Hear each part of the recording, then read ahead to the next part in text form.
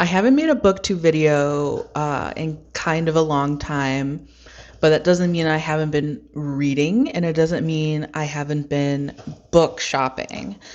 So I have quite a sizable haul for you guys to show off.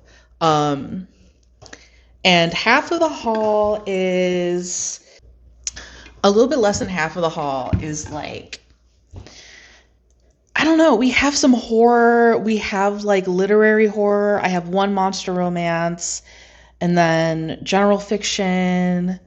I don't know. So I'm going to start off with like that stuff.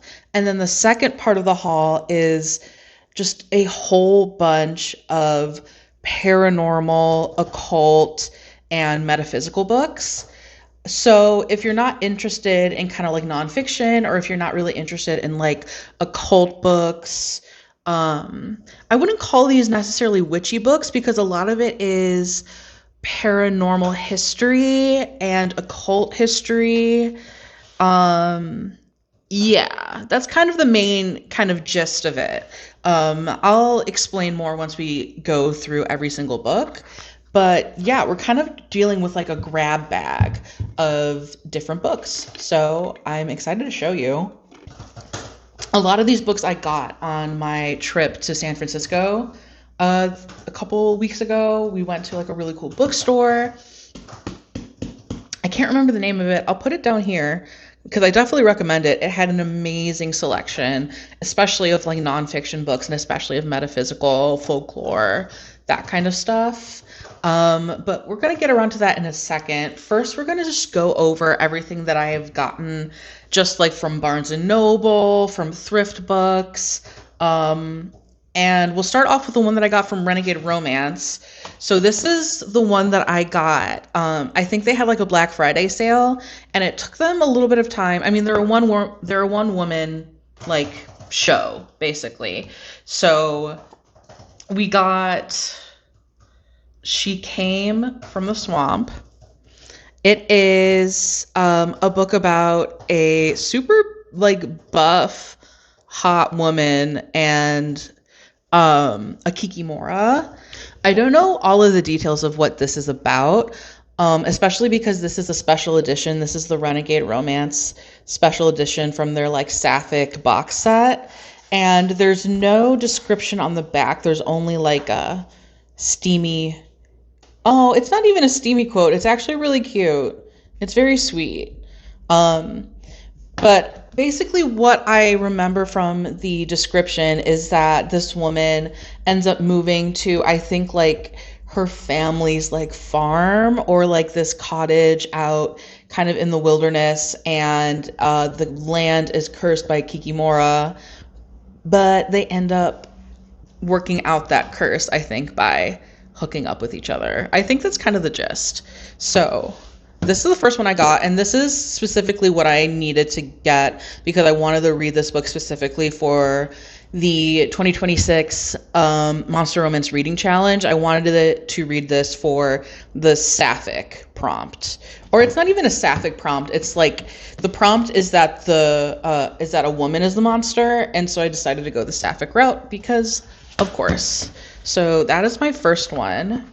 Okay, and the next one I got because I've been very into the idea of like desert horror or like desert gothic ever since moving to Southern California. I've been wanting to kind of like get deep into like a different sort of horror genre from a different environment. I'm very versed in like Midwestern Gothic, Southern Gothic, that kind of stuff. I think horror also, if you're talking about American horror, like East Coast, New England. I mean, Stephen King wrote like entirely stuff like in New England. So I haven't read a bunch of desert horror. And this is Death Valley. I think this is less horror. It's more psychological, like literary. But this is a book about a woman who is kind of going through a lot in her life. She has a dying father and a husband who has I think a terminal illness. and she decides to go hiking in the desert, kind of as an escape and kind of as a way to just run away from all of her problems. And she comes across this like giant cactus and drinks the cactus milk. Is that what it's called? Oh no, there's a gash through the side of the cactus that's like a doorway into maybe a different dimension, who knows? And she goes through this hallucinatory, kind of self-introspective, surreal experience. So this is gonna be weird. Melissa Broder is very much like a weird girl author. She's written The Pisces, which is very weird and very like surprisingly disturbing.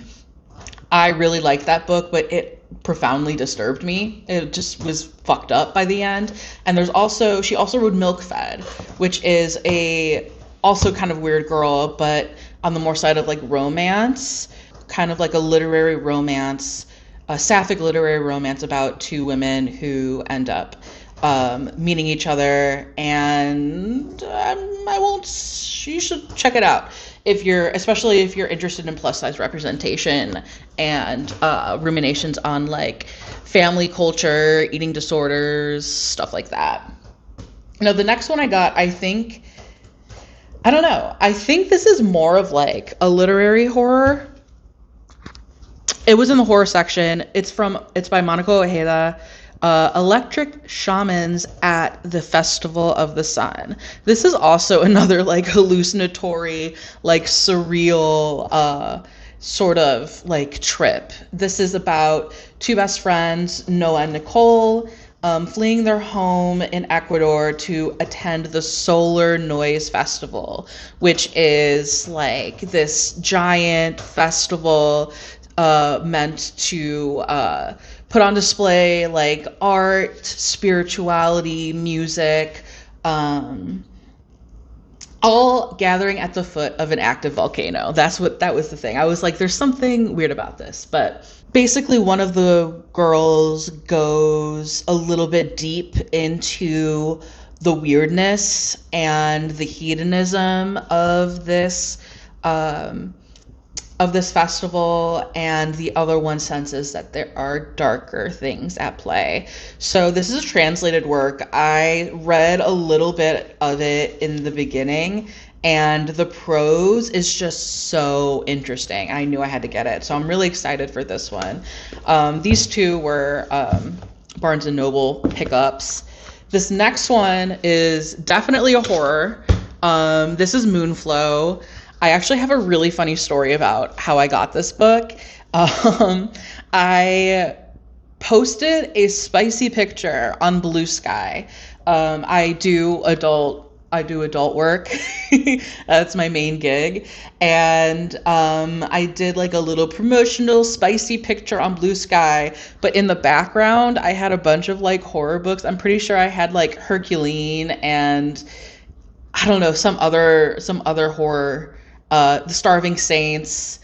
What was the other one? And another horror book. It was like on my hobby card at the time in the background of a spicy picture. And Bitter Corella, the author of this book, reached out to me and was like, do you like horror? And I was like, yes, I really do. And she was like, would you like to read my book Moonflow? And I was like, that's actually been on my TBR. I've been really wanting to read that. And then they said that they would send it to me, which was really cool. It was really, really cool of them. I am super excited. This book is, God, this has a theme. This is also like kind of a hallucinatory, surreal romp. This is about a woman who is she makes her living growing mushrooms, and she has a bad harvest one year and decides to go foraging in the woods specifically for this kind of super hallucinogenic, weird, mystical mushroom called King's Breakfast.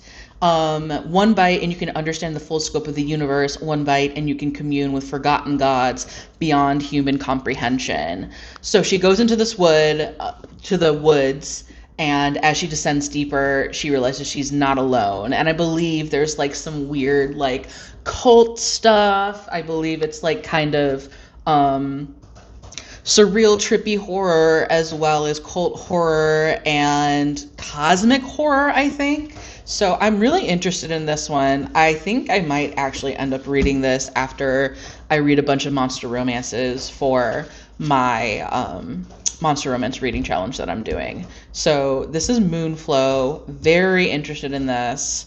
Very, very interested in this. So those are all kind of like the fiction-y stuff. I have one more fiction book, but this is in like a different category of books I have, which is books about perfume. I've been very into like fragrance lately. I've been on like a perfume sampling kick, and just trying to go deeper into like understanding notes and kind of the history of perfume, the history of different notes and different ingredients. So I figured I need to get this iconic book, which is Perfume. This is Perfume, The Story of a Murderer by Patrick Suskind. This is a historical fiction book about this man who was born with no smell. Like, he doesn't have like any body odor. And because of this, people around him are just very unsettled by him. They don't know why, but it's the fact that his body does not produce any smell and is therefore like completely uncanny to people. And he also has like this like supernatural like sense of smell. Basically, he can pick out any sort of ingredient, note, or identify anything that he is smelling in the air. It's just like supernatural sense of smell. So he gets apprenticed with a perfumer and starts learning the art of making perfumes, of like identifying different notes and putting it all together. But then he becomes obsessed with making the like most perfect perfume. And because of that, he starts killing people to try to capture the essence of their scent and make the most beautiful perfume. So this is like a classic. If you're interested in perfume, like people say that the descriptions of scent in here are like completely unparalleled to any other. Like, if you want to like truly kind of read a book and dive deep into, if you want to like dive deep into the sensory experience of smell and how one can describe smell, because describing smell is like so like ephemeral, right? It's so subjective, and we don't really have amazing words that specifically describe smell. Usually we use it like our other senses, right? Like, this smells soft, or this smells cold, like stuff like that. So this is like a classic basically at this point. This is also a translated work, I think, from German. I think it's originally German. And then I have a nonfiction book about perfumes, and this one is called Elixir, A Parisian Perfume House and the Quest for the Secret of Life. And this is one that I also got from that like indie bookstore in San Francisco. And this is a book about, I believe it's also set in the 1800s, so it's in the 1830s. Around that time, scientists believed that, or at least until the 1800s, around the time of scientific advancements, people believed in a more spiritual kind of explanation towards life. They believed that everything, that living matter possessed a spirit or an essence, or like some sort of like ether. But as scientific consensus shifted away from that and towards the view that all matter shares the same building blocks, there were two perfumers in France who worked at one of the oldest perfume houses in Paris. And by day, they created perfumes and mixed different, like, you know, elixirs and stuff. But by night, they were like scientifically experimenting, trying to find like the essence of life itself. So their ideas were condemned by chemists, but they ended up discovering that I believe they say that there are they discovered structural differences between naturally occurring molecules and their synthetic counterparts. So I don't know. It sounds very interesting. It's like getting into kind of the science and chemistry of creating perfumes, because you have natural accords that like occur naturally, like, think of essential oils, like tea tree essential oil. That is just like pure plant matter that is creating that smell. And then there's synthetic compounds that people can create that can mimic that smell. So I don't know. It just seems very interesting that these two men who are like, I want to figure out, like, I need to bottle the essence of life, finding out this kind of interesting scientific chemical thing, like the difference between the chemical makeup of different molecules in these different accords, these different notes, scent notes. Very interesting. And they also say it's a brimming with eccentric characters and set in like the Bohemian salon of Paris.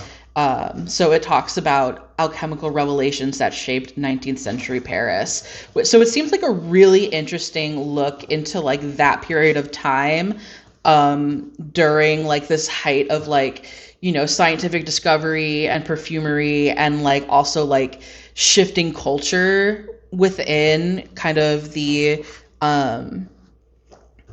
landscape of 1800s Paris. So I think that sounds super interesting. That's super cool. Okay, I had to make more space on my SD card, but that gave me a good opportunity to shift gears from fiction and perfume fragrance books into my occult and metaphysical books. So this haul is mainly from thrift books and the store that I went to in San Francisco. So the first one that I have to share is Strange Angel, The Otherworldly Life of Rocket Scientist John Whiteside Parsons. And this is supposed to be a really, really good biography of Jack Parsons, who, if you're not familiar, he was a famous rocket scientist, but also deeply, deeply entrenched in the kind of occult society that was kind of the culture kind of living and gathering in Southern California at the time. So if you know anything about like Aleister Crowley and Thelema,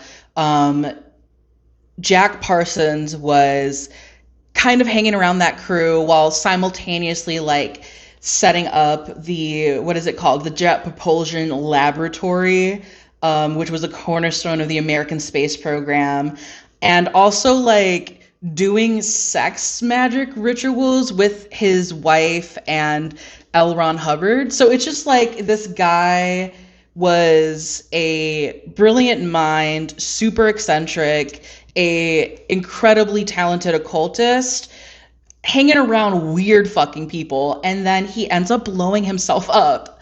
I don't mean to laugh. It's a tragedy that, but like this insanely like going out with a bang, like super, like he died pretty young, but his life was jam fucking packed of really interesting stuff. I've heard nothing but amazing things about this book, so I'm really excited to kind of dive deep into basically all of whatever his deal was. I know that I learned a lot about his wife because, and also partly about him, but I listened to a podcast about his wife. He believed that she was like the second coming of like the Whore of Babylon, and wanted to do this like, super insane sex magic ritual to like bring about like her divine form. I don't know. It's really weird, really cool. If you're interested in occult history, this would be definitely one to pick up. And then there's another one that's a little bit more, also, I think also like an occult history or paranormal classic from the 80s, and this is Communion by Whitley Strieber. This book has a lot of, let's say, notoriety. This book is a firsthand account of Whitley Strieber's encounter and then abduction with gray aliens, I believe in the 70s or the early 80s. This happened to him, and basically wrote down his whole experience with not only the experience of being abducted, but also the experience of going through regression hypnosis to unearth these memories. A lot of people say that he's a fraud. I am inclined to believe. But people say also that this book is terrifying. So I'm really interested in seeing just what he has to say, what story. I don't know. What is the story? Because basically so much of like abduction tropes, like alien abduction tropes, gray aliens in general, like was popularized by the fact that this book was like a bestseller in the 80s. Also, this is a book that I got from Thrift Books. I believe this is a 1987 edition, so one of the first editions. And when I got it from Thrift Books, this newspaper clipping came in with it. It was inside the front cover, and it's for a UFO conference, a tiny UFO conference is from what I'm assuming, because it was held in a middle school in New York, and the subject was extraterrestrial contact in the Hudson Valley on Saturday, September 26, 1987. Free admission. And Whitley Strieber was there speaking, as well as John Keel, who is like one of my favorite paranormal investigators of the kind of like 60s, 70s, 80s. This is so cool. I'll put a little up close shots of this so you can see. I have half a mind to laminate this because this is such an interesting piece of, I don't know, paranormal history. And you go on the back and it's just like people, and it's just like advertisements for people like selling windows, you know? So really cool. This was like actually clipped from like an old newspaper. You gotta love Thrift Books, honestly. There's so much stuff that you can find on Thrift Books. So yeah, going back even further into paranormal history, we have a couple Charles Fort books. And Charles Fort wrote this book, The Book of the Damned, I believe in the early 1900s, around 1919. He wrote a book that was a compilation of weird, anomalous, sometimes supernatural events. He was one of the first people to compile them all into a book and be like, hey, what's going on here? So like if you think of like frogs falling from the sky during a rainstorm, like that was a story that Charles Fort popularized by adding into his book. And he basically talked a whole bunch about, you know, visitors from space, poltergeists, floating islands, weird airships. He combed through a bunch of like newspapers at the time, which was hard to kind of get your hands on, like, you know, national newspapers, like local newspapers, in order to publish it in this book. And they call it the original classic of paranormal exploration. And that's because before this, all of that stuff was like word of mouth, like folklore. You know, this was the first time that someone actually tried to compile it and tell people's stories on a wider scale. And I also found at that bookstore this little like itty bitty tiny little like coffee table book called Charles Fort Research. And this is basically a bunch of his like personal notes, like on that was left, in his estate, like found on his desk, as well as like the actual clippings of the newspapers from where he got all of these stories that he then went on to compile. So super fucking interesting. Just like, let me see. Yeah, super interesting. And a lot of just like fun information about the early movement of like kind of paranormal investigation or paranormal interest starting from the early 1900s.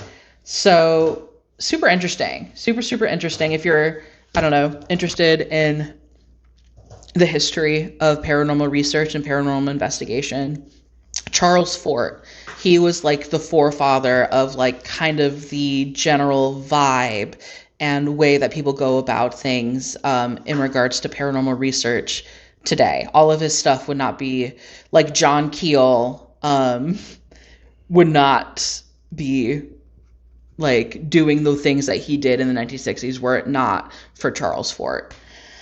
And speaking of John Keel, this is also kind of a very Keelian, like UFO weirdo book. This is The Secret Cipher of the UFOnauts by Alan Greenfield. If you have ever watched Hellier, this book is heavily featured in Hellier. And if you haven't watched Hellier, I recommend it. You can watch it on YouTube. I'll put links in the description. But this book is kind of a weird, wacky book. It is written by this occultist, Alan Greenfield, who basically believes that there's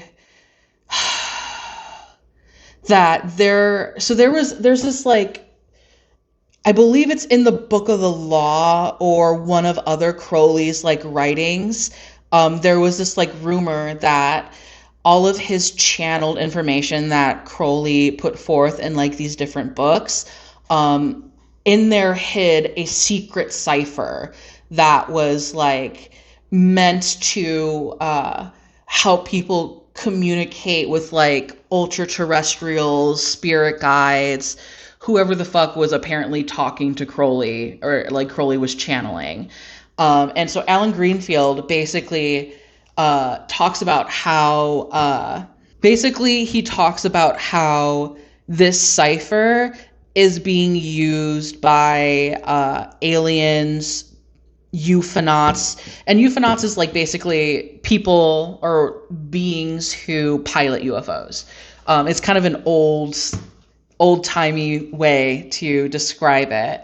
So let me just read the back. It's so hard to explain, but the back of it says, "The code has been broken.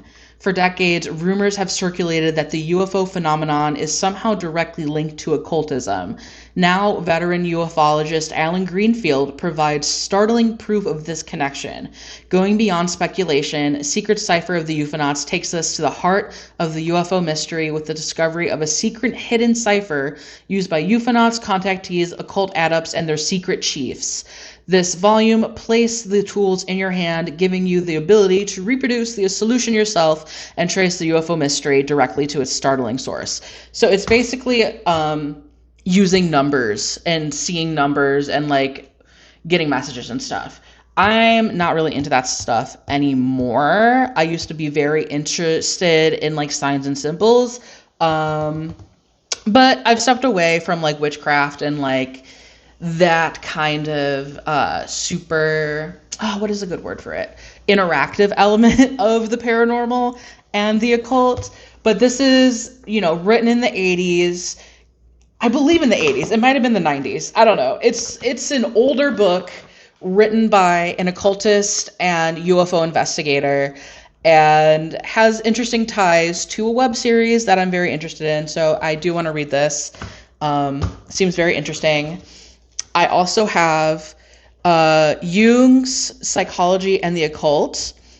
This is basically just a compilation of different speeches and papers and essays that Jung had written, spoken about, shared about linking different aspects of the occult, psychic phenomenon, mediumship, and parapsychological phenomena, linking that with psychology. So I thought this was really interesting. Again, another book that I found in that metaphysical section in that bookstore. So such a vibe, such a vibe.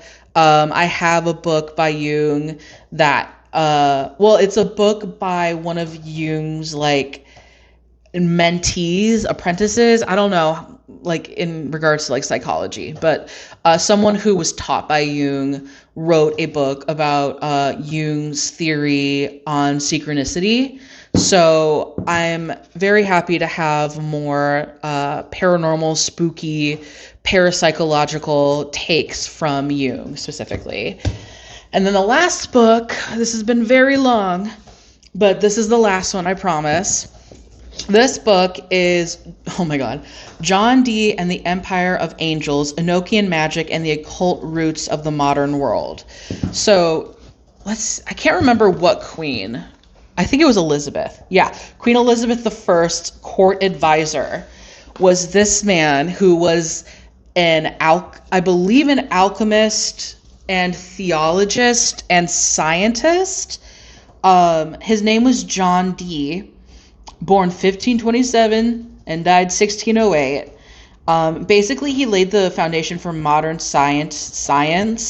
He was like an astronomer, right? So he did basically a bunch of consulting specifically for Queen Elizabeth I, but on his own time, he was trying to like, this is a running theme, I guess, in this book haul, but like find the answer to the universe and commune with angels.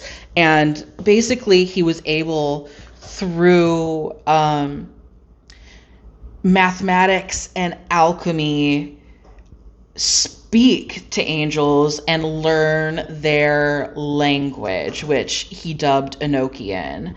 So basically this book is kind of a deep dive into his dealings with angels, his experiments with, what do they call him?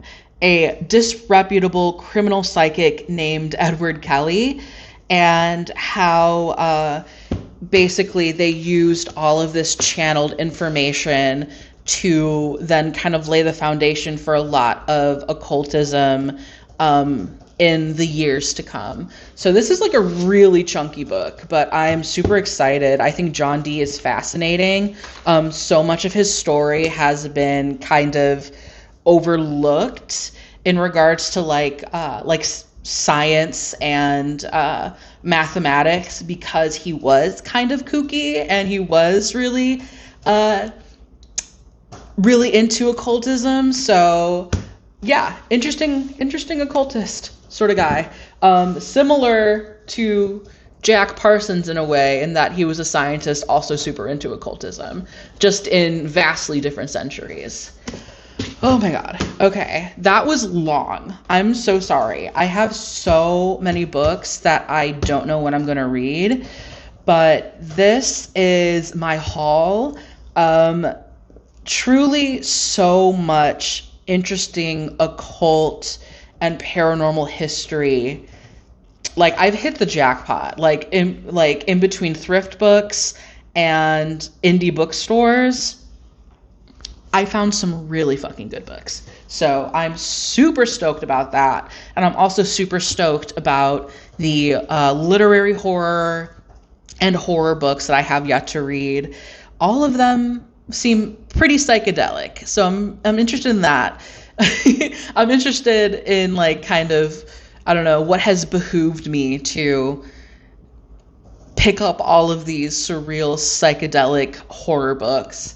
And then, of course, I have my perfume books too. So I think I have my work cut out for me when it comes to reading all of these books. I want to do like a little, like, I want to hold all of them up so you can see, but it is truly such a fat stack. Hold on. This like never works out for, how about I just show it like this? I'm afraid to hold it up. I know they're all going to fall. So this is my stack of hauled books. I hope you enjoyed. I definitely love to talk about horror books, monster romance, as well as paranormal, witchy, metaphysical books. So if you're interested in that, give me a follow or subscribe or whatever. But yeah, that's all from me. I hope you have a good rest of your day. Bye.